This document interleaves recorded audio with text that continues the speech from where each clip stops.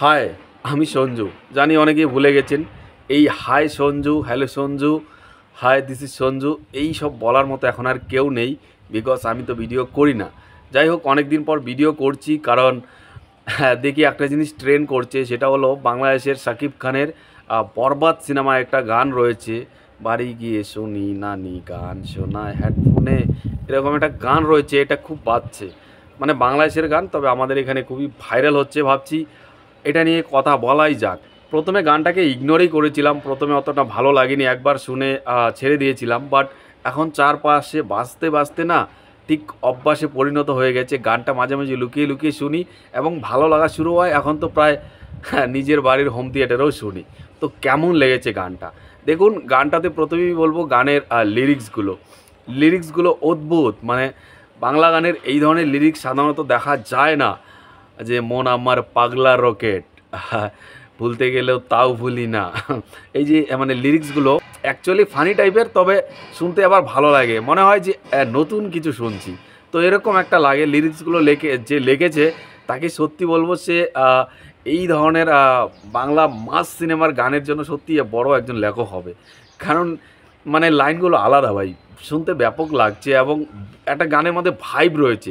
যখন যখন আসে, বাড়ি গিয়ে দেখি নানি গান শোনা হেডফোনে, আরে আয় চাঁদ মামা চিমটি দিয়া যা, ভালো লাগে শুনতে। মানে দেখুন, আমার গলায় তো গান ভালো লাগে না, আমি তো গান জানিও না, তবে এই যে একটা ভাইব, মানে ভাইবটা ভালো লাগে। এখন আমাদের ইনস্টাতে রিল হচ্ছে এই গানটাতে, এই লাগে উড়াদোড়ার সময় একবার হয়েছিল, এখন আরেকবার হচ্ছে শাকিব খানের লাস্ট এই ধরনের কিছু হচ্ছে।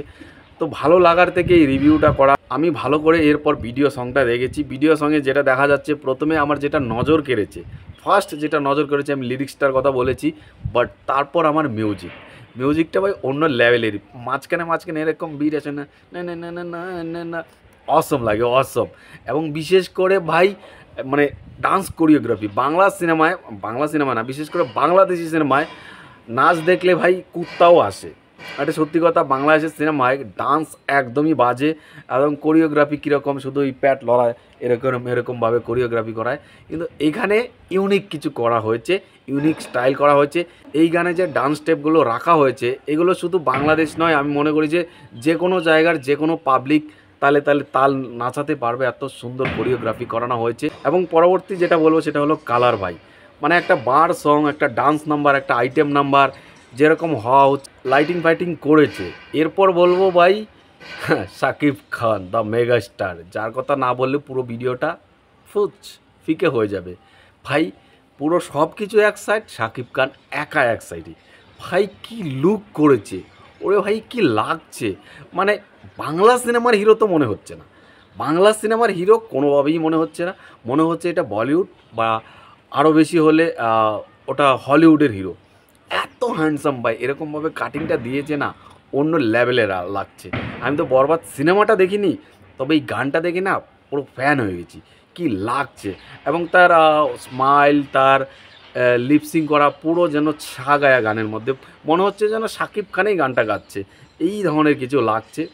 দারুণ লেগেছে আমার কাছে। আর এর সাথে নেচেছে আমাদের এখানকার নুসরত জাহান। দেখুন, নুসরতকে আমার বরাবরই পছন্দ না, তো এখান থেকে আমি বলবো না যে নুসরত বেশি কিছু করেছে, বাট বলবো মানে ঠিকই আছে, গানের তালে তালে ঠিকই করেছে, ওকে ব্যাপার। বাট নুসরতকে যেহেতু আমার পছন্দ না, তাই তার কাজ আমার ভালোই লাগে না। গানটা ভাই যদি আমাকে 100-এর মধ্যে রেটিং করতে বলেন, তাহলে আমি 95 দেবো। আর 5 নম্বরের মধ্যে 3 নম্বর কাটবো শুধুমাত্র আমাদের এই নেকো মামুনি ওভার অ্যাক্টিং নুসরত জাহানের জন্য। বাকি 2% কাটবো, গানটা আরেকটু লেন্থ বেশি হতে পারতো। এত ছোট কেন ভাই, এত মজার গান এত ছোট হলে হয়? শুনতে শুনতে শেষ হয়ে যাচ্ছে, আর একটু লম্বা হওয়ার উচিত ছিল। তো এটাই বলবো, গানটা খুবই ভালো লেগেছে। এই সিনেমার আর কী কী গান রয়েছে আমাকে একটু সাজেস্ট করবেন, কারণ অনেক দিন ইউটিউবের বাইরে ছিলাম, এত কিছু খবর নেওয়া হয়নি। তো এই সিনেমার আর যদি কোনো গান ভালো লেগে থাকে বা ভালো গান থাকে, আর আমার মুখ থেকে যদি রিভিউ শুনতে চান, তাহলে সাজেস্ট করুন, আমি পরবর্তী ভিডিও নিয়ে আসবো। টাটা।